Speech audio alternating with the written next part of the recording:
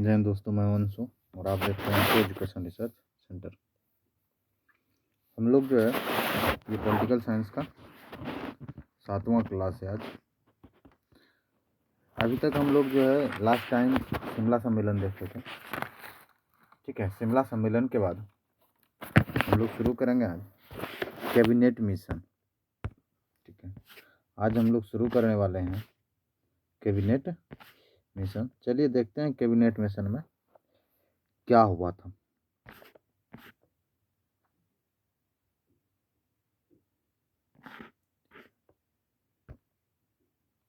Bevel योजना, ठीक है, ये है हमारा कैबिनेट मिशन।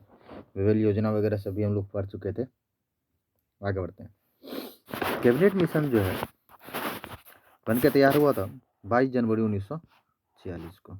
कब? 22 जनवरी 1946 को इसके प्रावधान हो गया था कि कैबिनेट मिशन ऑफ इंडिया जाएगा। और इंडिया में इसकी जो प्रस्तुति है वो 16 मई को हुई थी 1946 में ही। कब? 16 मई को। इसके जो ये जो मिशन है, इस मिशन की स्थापना या संस्थापक के रूप में हम लोग सर क्लीमेंट एटली को मानते हैं। ठीक है, उन्हीं के द्वारा हुआ था, उसी ने किया था। तो ये उस समय ब्रिटेन के प्रधानमंत्री थे और लेबर पार्टी से थे। ठीक है, ये जो एटली है वो कौन था? प्रधानमंत्री, ठीक है, ब्रिटेन का, और उस समय वो लेबर पार्टी का था। जब ये योजना आई तो इसमें बहुत सारे प्रावधान दिए गए थे। अब देखिए, ये योजना आई थी किस पर्पज से? ठीक है, इसमें क्या सब चीज हुआ था। यह योजना जो है अखिल भारतीय संघ के निर्माण के लिए या अखिल भारतीय संघ की गठन की बात कर रही थी। इस योजना में प्रावधान था कि एक अखिल भारतीय संघ का गठन होगा जिसमें ब्रिटिश प्रांत और देशी रियासत दोनों समान रूप से शामिल रहेंगे। ठीक है, उसके बाद इसमें कहा गया कि भाई चलो ये तो अपने रूप से जो है कि देखेगा, यानी इसमें ब्रिटिश प्रांत और देशी रियासत दोनों रहेंगे। तो ये विदेशी मामले या रक्षा या संचार, तीनों में से, और इसके अलावा और बहुत सारे मतलब जो है कि तत्व थे जिस पर जो है कि संघ के अधीन ही रहेगा। मतलब ये जो अखिल भारतीय संघ बनेगा इसी के अधीन में कौन रहेगा? विदेशी मामले, रक्षा से संबंधित तथ्य और संचार विभाग जो भी है वो सभी अखिल भारतीय संघ के अंतर्गत ही रहेगा। और इसके मामले में यानी कि इस चीज़ को चलाने के लिए अगर फंड की आवश्यकता होती है, धन की आवश्यकता होती है, तो वह धन भी संघ ही एकत्रित करेगा। ठीक है, तो ये मिशन जो है हमारे भारत के लिए एक महत्वपूर्ण मिशन रहा है। ये महत्वपूर्ण मिशन में से एक रहा है। ठीक है, इसके साथ साथ यहाँ तक जो है कि उसके बाद क्या कर दिया गया, इसमें और एक चीज़ प्रावधान दिया कि जो है कि संघ की अपनी कार्यपालिका होगी और विधान पालिका होगी। दोनों अब संघ का अपना होगा। इसमें जो है विधायी शक्तियाँ या कार्यपालिका की जो भी शक्तियाँ हैं वो संघ ही इसके देख रेख करेगा। और दोनों में जो सदस्य रहेंगे वो प्रांत और देशी रियासत दोनों से रहेंगे। ठीक है, दोनों मिलके ये संघ को चलाएगा। और इसमें जो है कार्यपालिका और विधान पालिका दोनों रहेंगे और दोनों के सदस्य जो है ब्रिटिश प्रांत से भी और रियासत यानी देशी रियासत से भी रहेगा। ब्रिटिश प्रांत से भी और देशी रियासत से भी रहेगा। साथ ही साथ इसमें एक प्रावधान था कि जो संघीय विषय है, ठीक है, जो संघीय विषय है उसको छोड़कर उसके अलावे और जो कुछ भी मामला होगा वो प्रांत, ठीक है, ब्रिटिश प्रांत जो है वो संभालेगा। ठीक है, इसमें क्या था एक चीज कि अगर मान लिया जाए कि विषय संघीय के रूप में है, यानी संघ के मामले के विषय में है, अगर कोई कानून बनाना है या फिर कोई चीज लागू करना है, अगर वो संघ के लेवल का है तो वो संघ तैयार करेगा। और अगर वो राज्य के लिए आ जाता है, किसी प्रांत के लिए आ जाता है, तो उसकी शक्तियाँ किसके पास रहेगी? ब्रिटिश प्रांत के पास। कि ब्रिटिश प्रांत जो है उन शक्तियों का प्रयोग करेगा, यानी कि अपने प्रांतीय क्षेत्रों में कार्य करने के लिए। इसके बाद बोला गया कि इसमें भाई एक संविधान सभा का गठन होगा। ठीक है, इसी में प्रावधान आया था कि संविधान सभा का गठन किया जाए। भारत में संविधान बनेगा और उसके लिए एक संविधान सभा का गठन होगा। इसी मिशन में पारित हुआ था, जो पास किया गया था, जिसमें तय किया गया कि कुल 389 सदस्य होंगे, अर्थात 389 स्थान पर चुनाव होगा, 389 जगह से चुनाव होगा। उसमें कुल मिला के 389 सदस्य होंगे, ठीक है।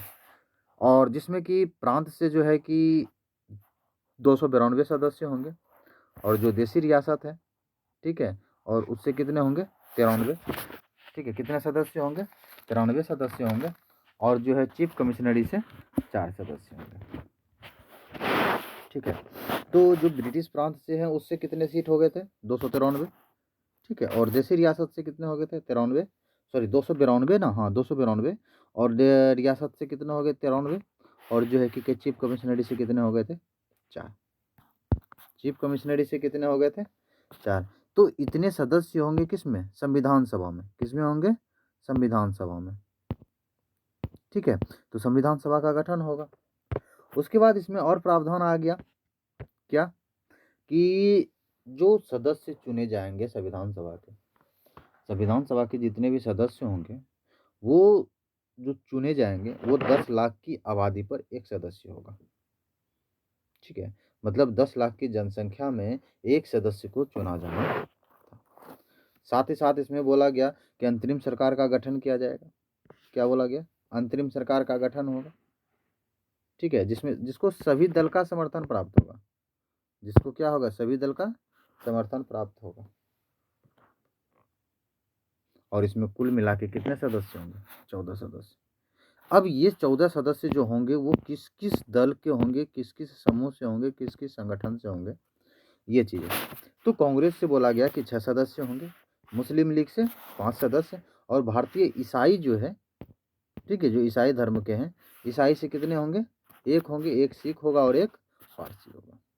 तो कुल मिला के कितने सदस्य हो गए 14 सदस्य हो गए।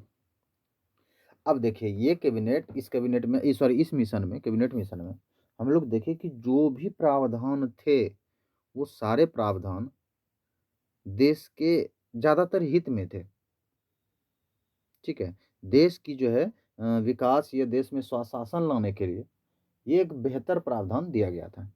इसीलिए गांधी जी ने, ठीक है, इसको जो है सबसे श्रेष्ठ योजना माना है उस समय का। यानी कि 1946 की जो परिस्थिति थी, जो उस समय की स्थिति थी हमारे देश के, उस हिसाब से यह योजना बहुत ही सर्वश्रेष्ठ या महत्वपूर्ण योजना रहा था, जिससे भारत में स्वशासन जो है विकसित हो, ठीक है। तो हम लोग क्या देख लिए इसमें कि कैबिनेट मिशन में क्या क्या प्रावधान आए थे। तो कैबिनेट मिशन में क्या बोला कि अखिल भारतीय संघ का निर्माण होगा, जिसमें प्रांत और देशी रियासत दोनों रहेंगे, ठीक है। और बोला गया कि भाई विदेशी रक्षा या संचार किसी भी मामले जो है सब मामला संघ देखेगा, ठीक है। और उसके लिए धन भी कौन इकट्ठा करेगा, संघ ही धन इकट्ठा करेगा, नहीं उसको आवश्यकता है तो।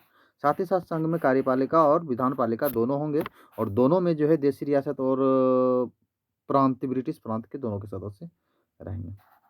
साथ ही साथ इसमें और प्रावधान था, क्या की था कि जो है कि जो भी संघीय विषय होगा उस पर संघ बनाएगी, यानी कि अखिल भारतीय संघ जो है उस पर कानून बनाएगी। लेकिन अगर कोई मामला इधर का आ जाता है क्षेत्र का, तो उस पर कौन ब्रिटिश प्रांत काम करेगा। संविधान सभा का गठन होगा, जिसमें कुल 389 सदस्य होंगे, जिसमें 292 जो है वो ब्रिटिश प्रांत से होंगे, 93 देशी रियासत से और 4 चीफ कमिश्नरी से। उसके बाद क्या था जिसमें कि 10 लाख की जनसंख्या पर एक सदस्य चुने जाएंगे, 10 लाख की जनसंख्या पर एक सदस्य होंगे, और इसमें अंतरिम सरकार का गठन होगा। और इस अंतरिम सरकार के गठन में कुल मिला के कितने सदस्य होंगे 14 सदस्य होंगे। कितने सदस्य होंगे 14 सदस्य होंगे, जिसमें 6 कांग्रेस के, 5 मुस्लिम से, 1 ईसाई से, 1 सिख से और 1 पारसी से होगा, ठीक है। और इस योजना को गांधी जी ने क्या कहा था, सर्वश्रेष्ठ योजना माना था उस समय का, ठीक है। आज के लिए इतना ही, मिलते हैं अगले एपिसोड में।